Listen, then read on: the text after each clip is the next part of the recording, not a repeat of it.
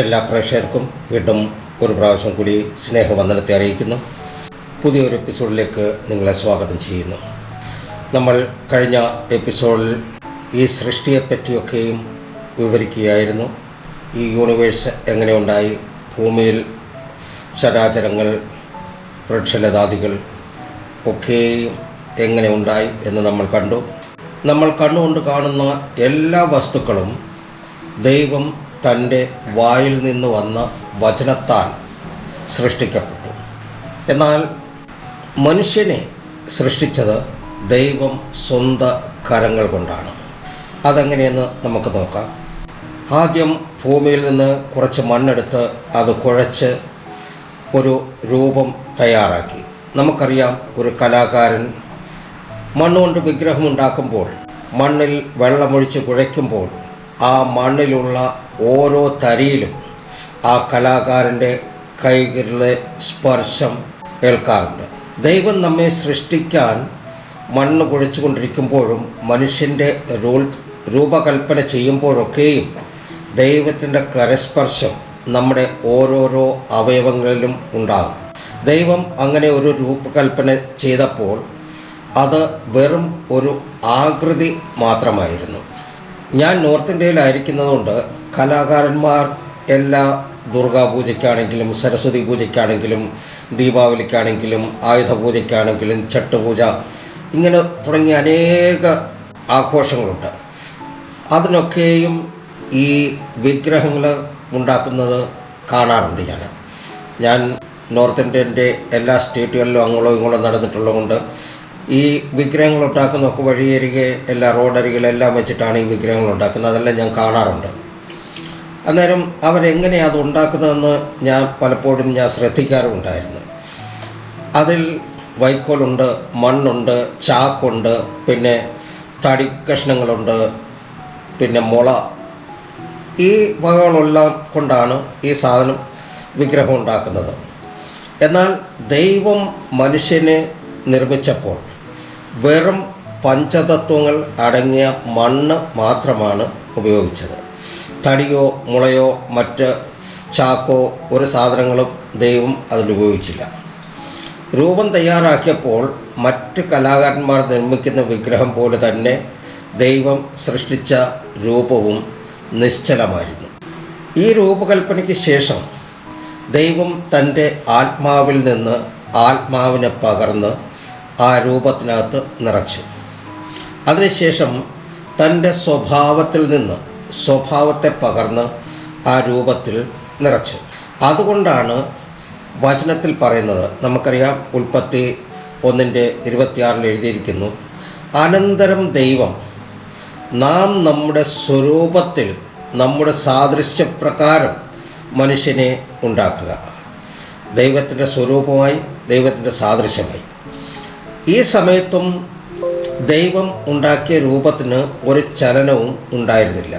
ഉൽപ്പത്തി 2:7 പറയുന്നു, യഹോവയായ ദൈവം നിലത്തെ പൊടികൊണ്ട് മനുഷ്യനെ നിർമ്മിച്ചിട്ട് അവൻ്റെ മൂക്കിൽ ജീവശ്വാസം ഊതി മനുഷ്യൻ ജീവനുള്ള ദേഹിയായി തീർന്നു. ദൈവം നിർമ്മിച്ച രൂപത്തിൻ്റെ മൂക്കിനടുത്തേക്ക് ദൈവം തൻ്റെ വായെ അടുപ്പിച്ച് ദൈവത്തിൻ്റെ ഉള്ളിൽ നിന്ന് വന്നതായ ജീവശ്വാസം ഊതി. അതുവരെ നിശ്ചലമായി കിടന്ന ആ രൂപത്തിലേക്ക് ദൈവത്തിൻ്റെ ജീവശ്വാസം കടന്നപ്പോഴേക്കും ആ രൂപത്തിനുള്ളിൽ പല മാറ്റങ്ങൾ സംഭവിക്കുവാൻ തുടങ്ങി. പല രാസായന പ്രക്രിയ സംഭവിക്കുവാൻ തുടങ്ങി. ഈ ജീവശ്വാസം ആ മൺരൂപത്തിലേക്ക് കടന്നപ്പോൾ കുറച്ച് മണ്ണ് തമ്മിൽ യോജിച്ച് ബലവും കടുപ്പവും ഉള്ളതായി തലയോട്ടിയും അസ്ഥിപഞ്ജരങ്ങളും ആയി മാറി, സ്കെലിറ്റൻ. ആ രൂപത്തിൻ്റെ കുറച്ച് മണ്ണ് തമ്മിൽ ചേർന്ന് മാംസപേശികളായി മാറി. അതിന് എല്ലിന് പുറമെ അതെല്ലാം മൂടി, മസിൽ സിസ്റ്റം. കുറച്ച് മണ്ണ് തമ്മിൽ ചേർന്ന് മാംസപേശികൾക്കുള്ളിലും തലച്ചോറിലുമായി പടർന്നു കയറി വേരുകൾ മാതിരി പടർന്ന് ശരീരത്തിൻ്റെ എല്ലാ ഭാഗത്തും പടർന്നു. അതാണ് നെർവസ് സിസ്റ്റം. കുറച്ച് മണ്ണ് തമ്മിൽ ചേർന്ന് അസ്ഥിപഞ്ജരത്തിനുള്ളിലായി പലതരത്തിൽ രൂപപ്പെട്ടു. നമ്മുടെ internal organs like heart, liver, kidney, pancreas, intestine etcetera ബഹുത് സാരേ ഹെ. അങ്ങനെ സർവശക്തനായ ദൈവത്തിൻ്റെ ഉള്ളിൽ നിന്ന് പുറപ്പെട്ട ജീവശ്വാസം ആ രൂപത്തിൽ കടന്നപ്പോൾ സർവമാനമായ ഒരു രൂപാന്തരം അതിൽ സംഭവിച്ചു. അത് ഒരു ജീവനുള്ള ദേഹിയായി മാറി. അങ്ങനെ ഈ ഭൂമിയിലെ ആദ്യ മനുഷ്യനായ ആദം സൃഷ്ടിക്കപ്പെട്ടു. എല്ലാ രീതിയിലും ദൈവത്തിൻ്റെ സ്വരൂപത്തിലും സാദൃശ്യത്തിലും ആദം സൃഷ്ടിക്കപ്പെട്ടു. ദൈവത്തിന് തോന്നി ആദം ഒറ്റയ്ക്കായിരിക്കുന്നത് നന്നല്ല. ഉൽപ്പത്തി 2:18 പറയുന്നു, അനന്തരം യഹോവയായ ദൈവം മനുഷ്യൻ ഏകനായിരിക്കുന്നത് നന്നല്ല, ഞാൻ അവന് തക്കതായ ഒരു തുണയെ ഉണ്ടാക്കി കൊടുക്കും എന്ന് അരുളി ചെയ്തു. ഉൽപ്പത്തി 2:21 പറയുന്നു, ആകയാൽ യഹോവയായ ദൈവം മനുഷ്യന് ഒരു ഗാഠനിദ്ര വരുത്തി. അവൻ ഉറങ്ങിയപ്പോൾ അവൻ്റെ വാരിയലിനുള്ളിൽ ഒന്നെടുത്ത് അതിന് പകരം മാംസം പിടിപ്പിച്ചു. ഇവിടെ വചനത്തിൽ എഴുതിയിരിക്കുന്നു, ദൈവം മനുഷ്യന് ഒരു ഗാഠനിദ്ര വരുത്തി. ലോകത്തിലെ ആദ്യത്തെ അനസ്തേഷ്യ എന്ന് നമുക്ക് പറയാം. ഇനിയും പറയാൻ പോകുന്ന കാര്യം അത് ബൈബിളിലുള്ളതല്ല, ആരും തെറ്റിദ്ധരിക്കരുത്. ഇന്നത്തെ കൺസെപ്റ്റ് വെച്ച് നോക്കുകയാണെങ്കിൽ ദൈവം ആദമിന് ഗാഠനിദ്ര വരുത്തിയപ്പോൾ ചിന്തിച്ചു കാണും, ആദമേ, നീ ഇന്ന് നല്ലതായി ഉറങ്ങിക്കോ, ഇനിയും നിനക്ക് ഇങ്ങനെ ഉറങ്ങാൻ സാധിക്കരുത്. നിൻ്റെ ഉറക്കം കെടുത്താനായിട്ട് ഞാൻ ഒരാളിനെ നിർമ്മിക്കാൻ പോവുകയാണ്, ഹവ്വായെ. ഇത് തമാശയായിട്ട് വിട്ടുകളയുക. ഉൽപ്പത്തി 2:22-23 വായിക്കുമ്പോൾ, യഹോവയായ ദൈവം മനുഷ്യരിൽ നിന്നെടുത്ത വാര്യലിനെ ഒരു സ്ത്രീയാക്കി അവളെ മനുഷ്യൻ്റെ അടുക്കൽ കൊണ്ടുവന്നു. അപ്പോൾ മനുഷ്യൻ, ഇത് ഇപ്പോൾ എൻ്റെ അസ്ഥിയിൽ നിന്ന് അസ്ഥിയും എൻ്റെ മാംസത്തിൽ നിന്ന് മാംസവും ആകുന്നു. ഇവളെ നരനിൽ നിന്ന് എടുത്തിരിക്കയാൽ ഇവൾക്ക് നാരി എന്ന് പേരാകും എന്ന് പറഞ്ഞു. അപ്പോൾ നോക്കുക, ദൈവം മനുഷ്യനെ വെറും രണ്ട് ജാതിയായിട്ടാണ് നിർമ്മിച്ചത്. ഒന്ന് നരൻ, രണ്ട് നാരി, അതായത് പുരുഷൻ ആൻഡ് സ്ത്രീ. അങ്ങനെ ദൈവം ആദ്യ സൃഷ്ടിയായ ആദമിനെയും തനിക്ക് തുണയായി കൊടുത്ത ഹവ്വയെയും ഇന്നത്തെ ഇറാഖ് എന്ന് പറയുന്ന സ്ഥലത്ത് ഒരു തോട്ടമുണ്ടാക്കി അവിടെ ആക്കിയ ശേഷം ദൈവം അവരെ അനുഗ്രഹിച്ചു. എന്താണ് അനുഗ്രഹിച്ച് പറഞ്ഞത്? വചനത്തിൽ നോക്കാം.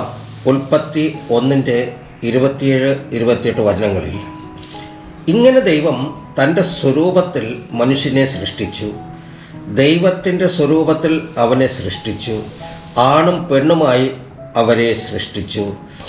ദൈവം അവരെ അനുഗ്രഹിച്ചു, നിങ്ങൾ സന്താനപുഷ്ടിയുള്ളവരായി പെരുകി ഭൂമിയിൽ നിറഞ്ഞ് അതിനെ അടക്കി സമുദ്രത്തിലെ മത്സ്യത്തിന്മേലും ആകാശത്തിലെ പറവജാതിന്മേലും സകല ഭൂചര ജന്തുന്മേലും വാഴുവിൻ എന്ന് അവരോട് കൽപ്പിച്ചു.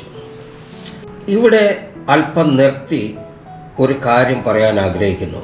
മനുഷ്യനെ ദൈവം സ്വന്തം കൈകൾ കൊണ്ടാണ് സൃഷ്ടിച്ചത്.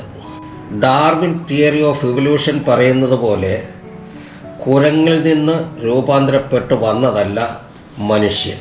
സനാതനായ, സർവജ്ഞാനിയായ, സർവവ്യാപിയായ, സർവശക്തിമാനായ ദൈവത്തിൻ്റെ സൃഷ്ടിയാണ്, കുരങ്ങിൽ നിന്ന് വന്നതല്ല. ഒരൽപ്പം ഇവല്യൂഷനെ പറ്റി പറയാൻ ആഗ്രഹിക്കുന്നു. ഡാർവിൻ പറയുന്ന ഇവല്യൂഷൻ ആരും കണ്ടിട്ടില്ല. സ്വയം ഡാർവിൻ പോലും ഈ ഇവല്യൂഷൻ കണ്ടിട്ടില്ല. അപ്പോൾ ഈ ഇവല്യൂഷനിൽ എങ്ങനെ വിശ്വസിക്കും? അഥവാ എന്നെ ശ്രവിക്കുന്നവർ ഇവല്യൂഷനിൽ വിശ്വസിക്കുന്നു എങ്കിൽ നിങ്ങൾ സയൻസ് തെറ്റാണെന്ന് പറയണം. അഥവാ സയൻസിൽ വിശ്വസിക്കുന്നവരാണെങ്കിൽ ഡാർവിൻ്റെ ഇവല്യൂഷൻ തിയറി തെറ്റാണെന്ന് അംഗീകരിക്കേണ്ടതായിട്ട് വരും. ഡാർവിൻ തിയറി ഓഫ് ഇവല്യൂഷൻ്റെ ഒരു പിക്ചർ ഞാനിവിടെ കാണിക്കുന്നുണ്ട്. സയൻസ് നമ്മെ പഠിപ്പിക്കുന്നു നമ്മുടെ പഞ്ചേന്ദ്രിയങ്ങളാൽ കാണാവുന്നതും കേൾക്കാവുന്നതും തൊടാവുന്നതും മണക്കാവുന്നതും അനുഭവിക്കാൻ കഴിയുന്നതുമായ കാര്യങ്ങളെയേ വിശ്വസിക്കാവൂ.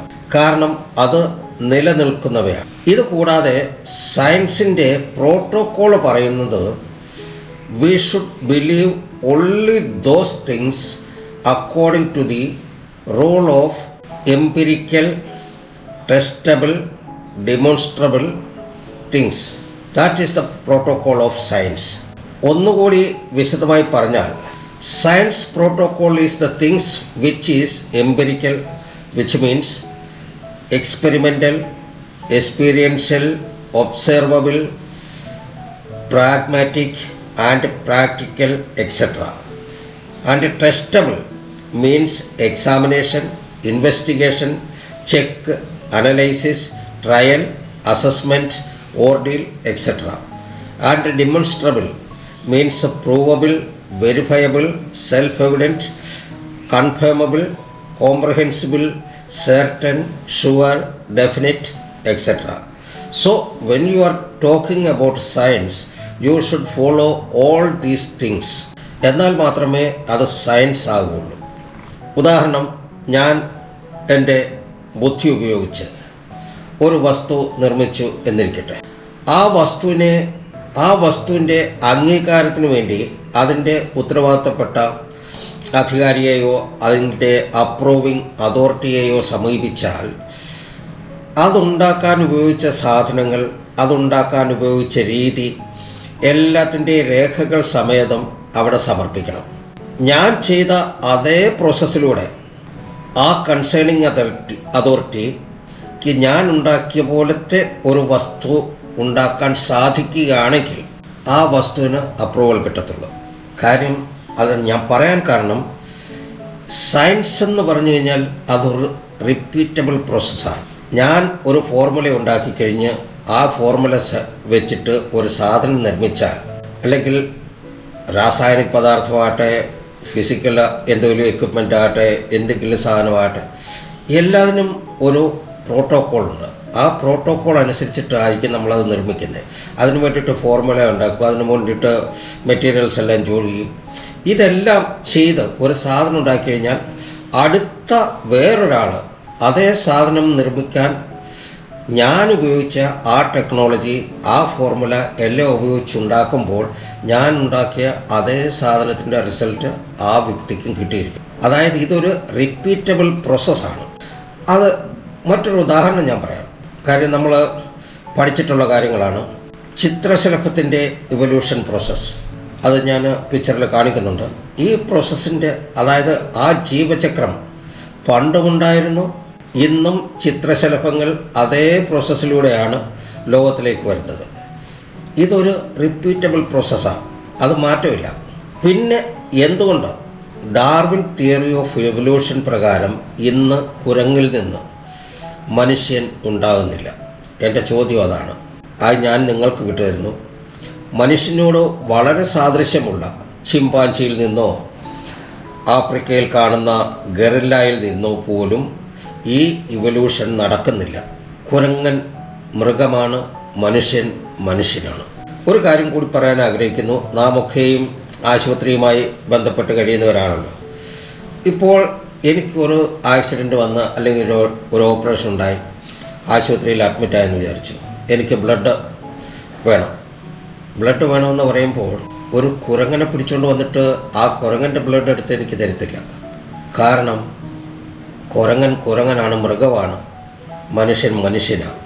ഇന്ന് വരെ അങ്ങനൊരു കേട്ടുകേഴ്വി പോലുമില്ല മൃഗങ്ങളുടെ രക്തമെടുത്ത് മനുഷ്യർക്ക് ട്രാൻസ്ഫ്യൂഷൻ ചെയ്യുന്നതായിട്ട്.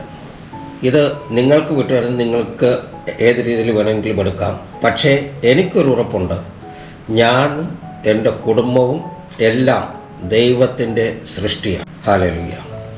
അടുത്ത എപ്പിസോഡിൽ ഈ സൃഷ്ടിയുടെ രണ്ടാം ഭാഗത്തേക്ക് കടക്കുന്നതായിരിക്കും. അതുവരത്തേക്ക് എല്ലാവർക്കും നന്ദി, നമസ്കാരം.